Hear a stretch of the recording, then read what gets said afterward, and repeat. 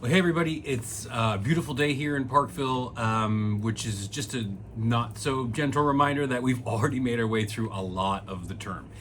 We're halfway to the end of an 8-week term, and that's when this course really starts to get fun, right? So we really start to take some time to think about Richard Haas's book a little bit more carefully, because really you have the foundation now, right? You have the things that you need to make sense of the world.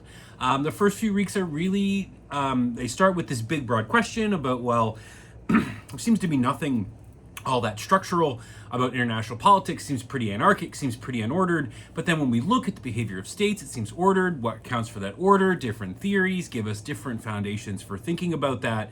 And really, what we've ended up doing over the last few weeks is really narrowing in on where we are right now. Okay, historically, there are other orders in the international system.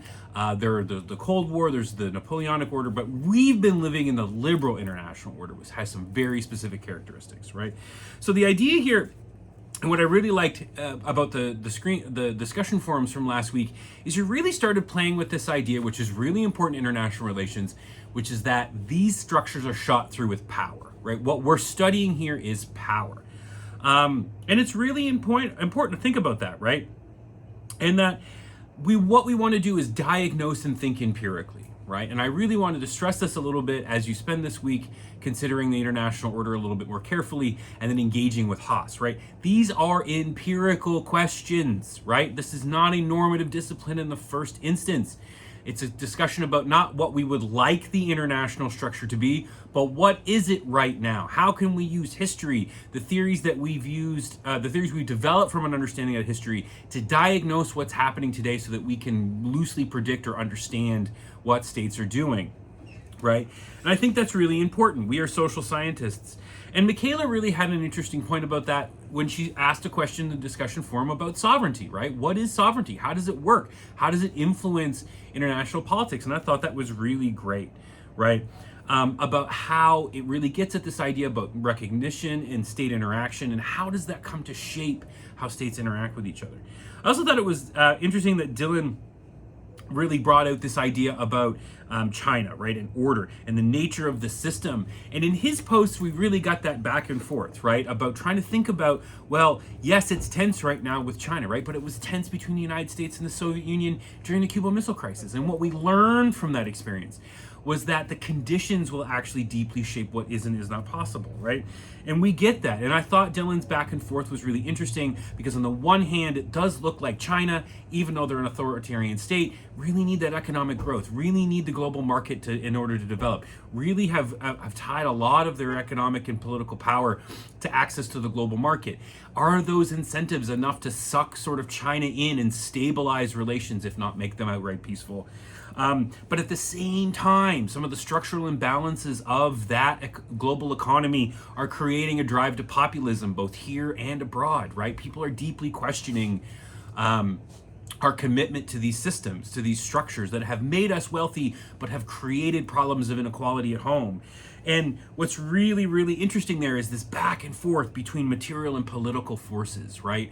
And that's the kind of question where we as analysts want to start. We want to take a look at that and say, well, what do we think is going to happen structurally, right?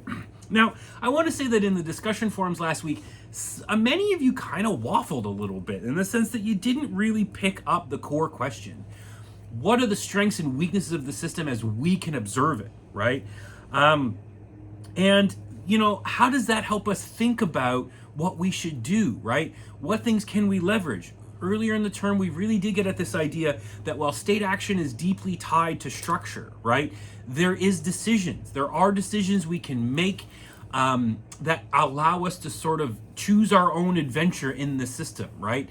And what are those, right? And what could we invest in or not invest in? What's prudent for us and what's not?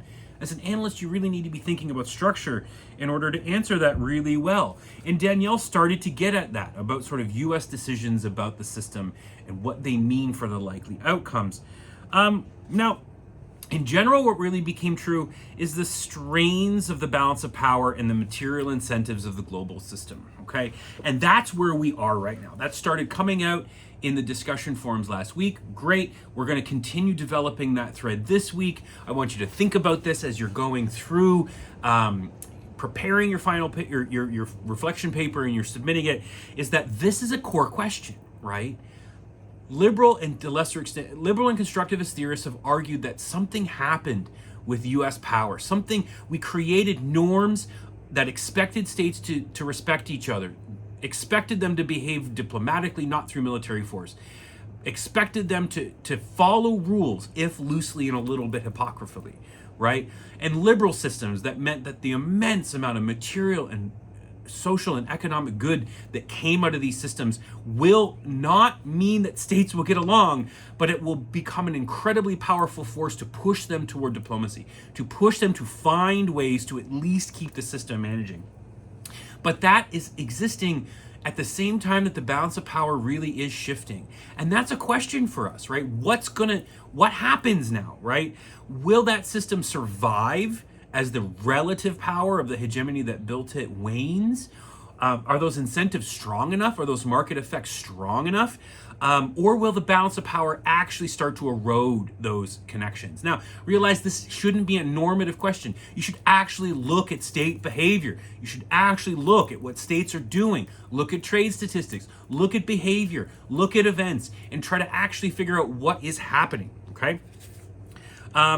So this is a really core question. And this is a theoretical question, right? Which of these theories, not do you think is the best in the sense that, I like this one. I think it would be cool to be a constructivist.